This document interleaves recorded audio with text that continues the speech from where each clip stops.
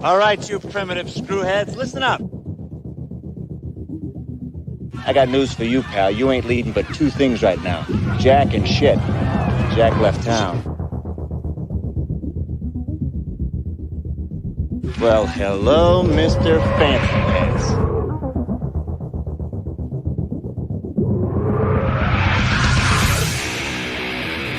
What was that ruckus? What ruckus? I was just in my office and I heard a ruckus.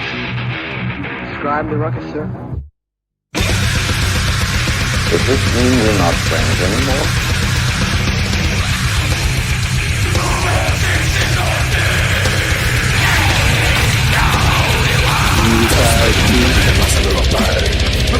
Not me. I'm in my prime. Hey, Mike. Ain't it cool?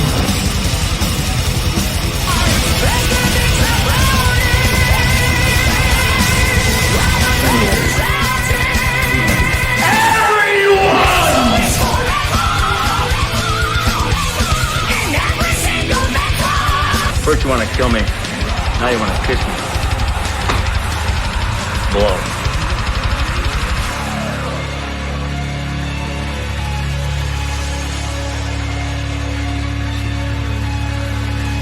Good. Bad. I'm the guy with the gun.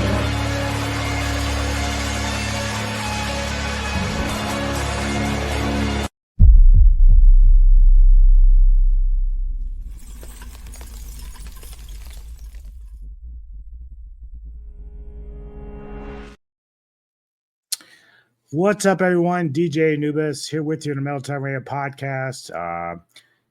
If you can tell, my voice is kind of gone. I'm under the weather right now. I'm trying to get through this. Got a lot of shit to do this week, including tomorrow with my father-in-law's memorial funeral. You know, just got a lot of shit going on, but try and fight through this cold. Wasn't able to do Poetic Carnage last night. Unfortunately, with me and Poet, we'll have to try to catch up and do that, but did want to try to get a couple of these reviews done, as well as tonight. I want to try to do Ghouls of Midnight with Mr. Tony the Dead as well. So hopefully the medicine I'm taking is going to help out with that. But I do apologize if I start coughing or sounding rough or whatever. Big apologies there. But I wanted to get a couple of these reviews out because I wouldn't call myself like the biggest Scream fan in terms of the franchise, but I did enjoy the first two a lot, 3 and 4, you know, okay. Then there was like this quiet period. And then come 2022, you could say they rebooted it, but even though these are still sequels, it called itself Scream after the first one. And basically, we have a whole new cast with some older cast coming from the previous films.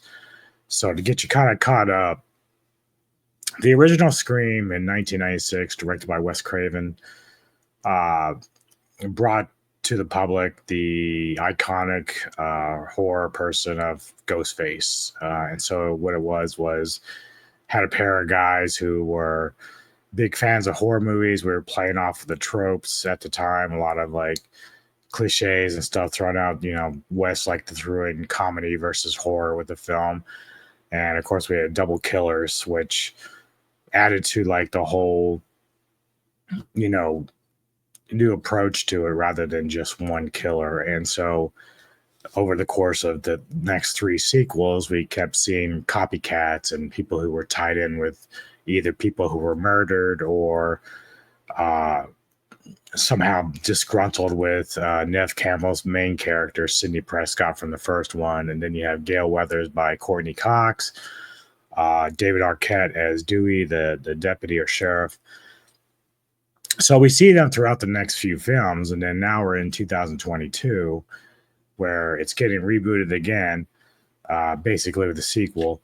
And basically we have at least our cast. We have Neve Campbell returning, Sidney Prescott, Courtney Cox as Gale Weathers, David Arquette as Dewey Riley.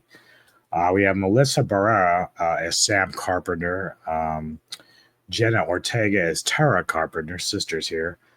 We're introduced to Jack Quaid as Richie Kirch, and Mikey Madison as Amber Freeman. So those are like our main characters here.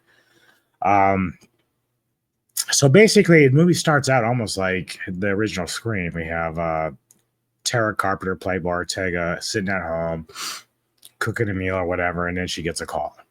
And at first, it's the whole playful thing about, oh yeah, I must have the wrong number, but oh, you like horror movies? What's your scariest movie? You know, that kind of thing. And it turns out that she's being attacked by another Ghostface killer, and this one plays a little bit differently because, you know, as technology got better, we had locked doors and alarm systems, and this person had access to the alarm system somehow and able to get in regardless. And so Tara's attacked him. Dude, she was stabbed pretty good. I thought she was done for at the beginning of the movie here. But her attack brings her sister, Tara, who had kind of left as kids, left her behind. There were some family problems with the father, and Tara feeling, you know, guilt about some of that stuff. And so she takes off for a few years and comes back finally to see Tara, who's in the hospital. And what we kind of learn, unknown to everyone else initially, was Tara's actually the illegitimate. I can't even say it. I'm so bad. Sorry. She's actually the child of Billy Loomis, the original serial killer, one of the first two serial killers. So as she's driving, she has like seeing apparitions of Billy talking to her. So she was apparently also in a psychiatric ward for a little while.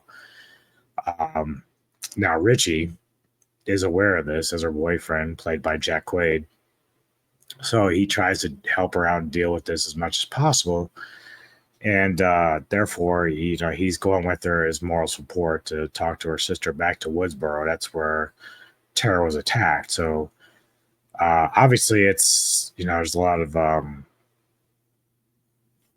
hard feelings, even, you know, like I'm trying to remember, because at this point Dewey, he was the sheriff for a little while, but then he got fired or let go, and so he is split up with Gale Weathers, who they had a big crush. They were going, you know, together for a while.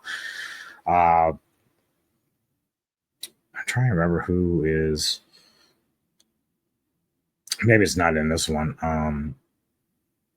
Yeah, I'll try to figure it out. It might be the next one, but either way, no, it's probably the next one. So yeah, Dewey isn't the sheriff anymore, but, you know, he tells Gale through text and stuff that he's doing okay and he's still doing his thing, and she's still a news reporter. That was always one of the things that Gale was rubbing against the people the wrong way, because she was always putting the stories first and writing books about the murders, which always pissed off people like Sidney, Prescott, and them. So what ends up happening is, you know, we obviously find out when Tara finally says, well, the reason why the dad left because of an affair, it turns out that, you know, the mother had slept with Billy Loomis, and that's how she came to be. And so when in one moment of anger, she tells her mom this, and the father leaves because he overheard it. So she always felt guilty about that. And the mother's always kind of like, you know, resented her for this and stuff like that. So when Samantha tells Tara about all this and why she might have been attacked, you know, Tara's pretty upset about it. She's like, you need to fucking leave. Like, you know, she's in the hospital hurt, but she's like pissed off, you know, mainly because, you know, Samantha wasn't being honest with her because they were close. Anyway, the killer just starts kind of going through some of their friends, as you would see it for most of these movies, is kind of how it plays out. And I forget the one girl who is, I think it's Mindy, played by Jasmine Savoy Brown. And she's the one, it's kind of like, I forget the character's name from the first one, the actor. He was always very funny. You know, he went on to have some pretty good talk shows or something, I think, at one point, but he was always a horror buff nerd. So in the first one, he was always giving you the rules of horror films. So Mindy is kind of taking that place in this one. She's kind of doing the ones that, well, let's break it down. You know, usually the killers are somebody, you know, friends, loved ones. And then she breaks it down to, like, you know, like literally right in front of everybody, like, well, it could be you. And eventually they come and they say that probably Samantha is it because she her ties to Billy Loomis. So that pisses off Samantha. She walks away. But everyone's a suspect here. And so her brother, who's, I guess, are considered twins, played by Mason Gooding, he kind of has a crush on Tara. But he's also dating another girl, I think Judy, Marley Shelton, I think, is the character or actor there. And so again, Minnie says this is basically what we call a requel. It's not really a sequel, but they're trying to restart something. So, because apparently in Woodsboro, obviously through the sequels 2 and 4, they happen every so many years, and they made movies of this. So that's the other thing. Like this whole thing based off of Woodsboro, the first one, is a movie franchise within the movie, breaking down the fourth wall. So, and I'm going to be giving spoilers. So, I mean, both these movies, I'm going to do Scream 6 after this, but just be aware, like, they've been out for a little while, so I apologize. You can always stop it if you don't want to hear anything else, but I'll be giving away spoilers to these movies. So anyway, one of the cool things about the Scream franchise is whenever you go into them, you've always been looking for who it is. Like that's always a guessing game, right? It's almost like a Scooby-Doo thing where, the movies might be redundant in terms of how they play out, but you're always looking to see where the twist is or the plot twist or who is going to be the killers and why. So we get to a point, and I'll show a little bit of clips here while I'm talking. But yeah, so I get to the parties, of course, and we find out that eventually the one party where initially Tara and Samantha are planning on leaving Woodsboro to try to play it safe. And here you can see the sheriff. This is actually pretty brazen of the killer to kill people in the daylight. It showed this killer was different than the other. The other one's always stealth and hiding and sneaking up on you. This one just kind of went anywhere, anyhow, to try to kill you. Like that's just how they were doing it. But eventually when Tara gets out of the hospital, sorry about that. When she finally gets out of the hospital, they're trying to head out of town, but then realize her asthma thing isn't there. So she has an extra at Amber's house. So she goes there, and Amber and them are having a party. Yeah, they're just partying like they would normal teenagers, right? And so they're there, and it's there that everything starts to unravel just in general. Like nobody's trusting anybody. They do the worst thing possible. They send everybody home. They're like, party's over, gotta go. And so as they go, we start seeing more and more of shit unraveling where no one's trusted anybody. In fact, there's a point where Samantha opens up the closet and Tara's taped up and tied up. And she goes about to untie her. And then we kind of just say, well, maybe she's not going to do it because she doesn't know if Tara is maybe the killer. So she we get a cutscene there to the next scene. And then Judy, comes into the living room, and every kind of people gathered there. And she starts freaking out. She's like, you could be the killer. You could be the killer. And then Amber, out of nowhere, pulls out Dewey's gun and shoots Judy dead. So we've got the first reveal. Amber is one of the killers. And so anyway, from there, it just starts to get really crazy. Then we find out the next one is Richie, played by Jack Quaid. He's the second killer. And it's unfolding that both Richie and Amber are big fans of the Stab franchise, or they're horror buffs. They met online, got together, and planned this whole elaborate thing to reignite the Stab franchise because they felt like it was getting boring. They're on Stab 8 by now, I think. So their plan is to kill the girls and blame Samantha, who is, of course, attached to Billy Loomis. So they're going to try to use that as like, oh, well, she just went nuts and killed everybody. But things don't go as well as planned, obviously. They end up getting the better of it. In fact, one good scene is where Samantha finally gets the upper hand on Richie. And if you watch his behavior as he's now losing the fight, like she's going nuts on him with the blade and stabbing the fuck out of him good. And he's kind of like this big pussy now. He's not as brazen as he once was.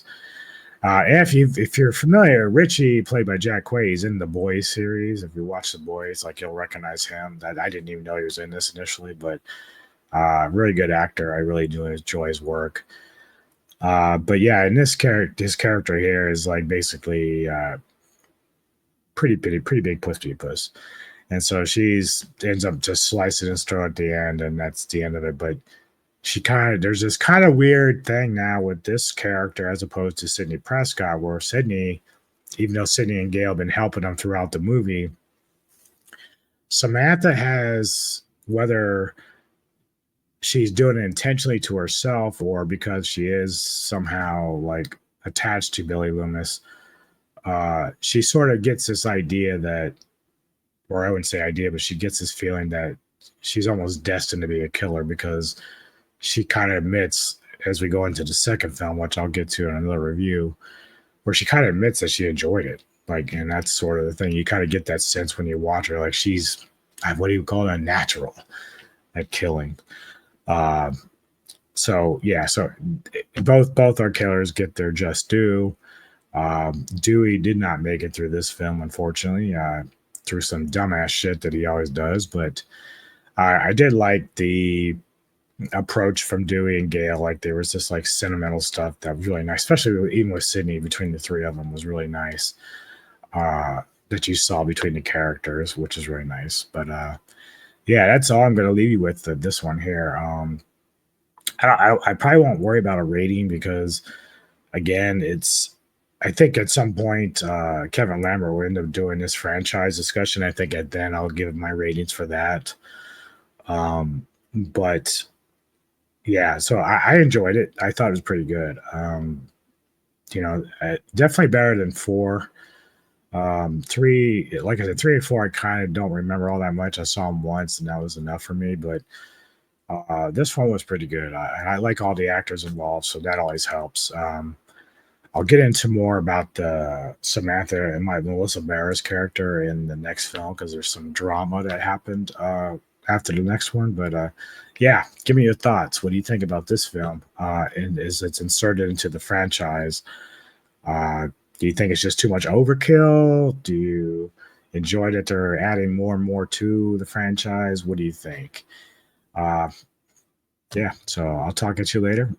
Enjoy and stay healthy. Unlike me, stay healthy.